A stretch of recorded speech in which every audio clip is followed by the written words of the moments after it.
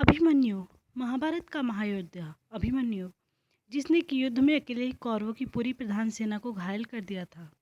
इस योद्धा का जन्म और मृत्यु एक ऐसा रहस्य है जो लोक और परलोक के भेद ऐसे खोलता है जिन्हें जानकर कोई भी हैरान हो सकता है।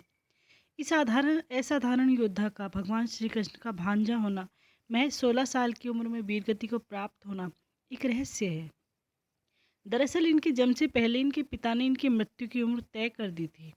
अगर आप सोच रहे हैं कि अर्जुन ने ऐसा किया था तो आप गलत सोच रहे हैं, क्योंकि अर्जुन तो मात्र 16 वर्ष के लिए इनके पिता बने। इनके असली पिता यानी मूल पिता तो कोई और ही हैं, जिनके प्रेम की वजह से अभिमन्यु अल्पायु में पैदा हुए थे। अभिमन्यु के बारे में ऐसी कथा है कि ये पूर्व जन्म में भगवान श्री कृष्ण के शत्रु थे, लेकिन इनका जन्म भगवान शिव के वरदान से के स्वरूप हुआ था। ऋषि शोषिरायण ने भगवान शिव से वरदान में एक ऐसा पुत्र प्राप्त किया था जिसे कोई पराजित नहीं कर सकता था। शोषिरायण ऋषि का यह पुत्र काल्यवन कहलाया। जरासंध के बहकावे में आकर काल्यवन ने मथुरा पर आक्रमण कर दिया। भगवान श्री कृष्ण ने चतुराई से काल्यवन को राजा मूचकुंद की गुफा में ले आए। कलेवन ने सोए हुए राजा मूचकुंद को श्री कृष्ण समझकर जगा दिया। राजा मूचकुंद की नज़र काल्यवन पर पड़ते ही वह जलकर भस्म हो गया, क्योंकि राजा मूचकुंद को वरदान प्राप्त था कि जो उसे नींद से जगाएगा वह भस्म हो जाएगा। जिस पर भी मुचकुंद की प्रथम दृष्टि पड़ेगी, जागते ही वह भस्म हो जाएगा तत्काल। कालीवन के भस्म हो जाने पर श्री कृष्ण उसकी आत्मा को पोटली में लपेटकर अपने साथ ले आए। एक दिन सुभद्रा की नज़र उस पोटली पर गई जिसमें कालीवन की आत्मा बंधी थी। उत्सुकतावश सुभद्रा ने उस पोटली को खोल दिया और काल्यवन की आत्मा सुभद्रा के गर्भ में समा गई। यही काल्यवन भगवान श्री कृष्ण का भांजा अभिमन्यु हुआ। जबकि अभिमन्यु के अल्पायु को लेकर एक अन्य कथा महाभारत में मिलती है। इस प्रथम कथा अनुसार वह अर्जुन का पुत्र जो था वो माना नहीं जाता, आध्यात्मिक पुत्र माना गया है अभिमन्यु।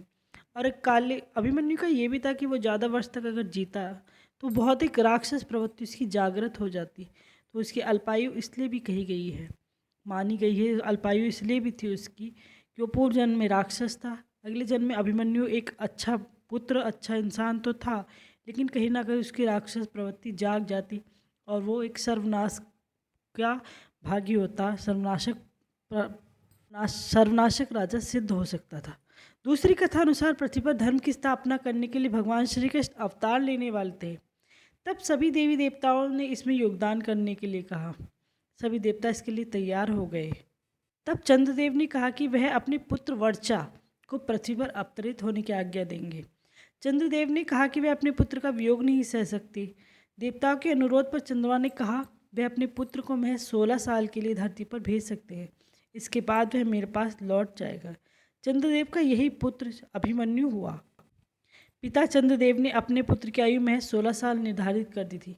इसी कारण सुभद्रा के गर्भ में अभिमन्यु चक्रव्यूह में प्रवेश करना तो सीख गए, लेकिन जब चक्रव्यूह से निकलने का रास्ता अर्जुन बता रहे थे उस समय सुभद्रा को नींद आ गई।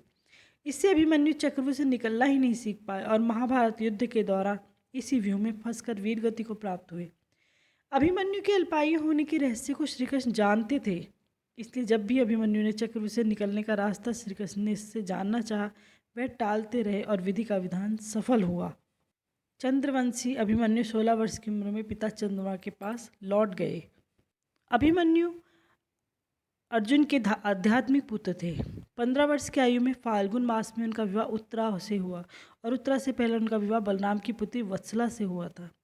16 वर्ष की आयु में आषाढ़ मास में जिस दिन ये महाभारत के युद्ध में वीरगति को प्राप्त हुए थे, उससे एक दिन पूर्व ही अभिमन्यु की पत्नी उत्तरा ने गर्भ धारण किया था।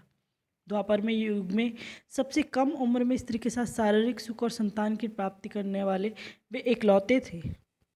अभिमन्यु महाभारत के नायक अर्जुन और सुभद्रा जो बलराम व कृष्ण की बहनती के पुत्र थे, उन्हें चंद्र देवता का ही पुत्र माना जाता है। अभिमन्यु एक असाधारण योद्धा थे। उन्होंने कौरव पक्ष की व्यूह रचना, जिसे चक्रव्यूह कहा जाता है, कि 7 में से 6 द्वार भेद दिए थे। कथा अनुसार अभिमन्यु ने अपनी माता की कोख में रहते अर्जुन के मुख से चक्रव्यूह भेदन की रहस्य जान लिया था। अभिमन्यु की मृत्यु का कारण जयद्रथ था, जिसने अन्य पांडवों को व्यूह में प्रवेश करने से रोक दिया था। संभवतः इसी का लाभ उठाकर व्यूह के अंतिम चरण में कौरव पक्ष के सभी महारथी युद्ध के मानदंडों को भुलाकर उस बालक पर टूट पड़े जिस कारण उसने वीरगति प्राप्त की। महाभारत का यह योद्धा आज भी अगर देखें हम किसी कथाएं जैसे आते हैं टीवी सीरियल में, तो आज भी जो इसका जो दिखाया जाता है, नाटक में रूपांतरण किया जाता है, उसे आज भी देखकर आंखों में कहीं ना कहीं आंसू आ जाते हैं। एक महान योद्धा, महाशक्तिशाली योद्धा, महान पुत्र, कभी ना भुलाए जाने वाला योद्धा। ओम नमः शिवाय।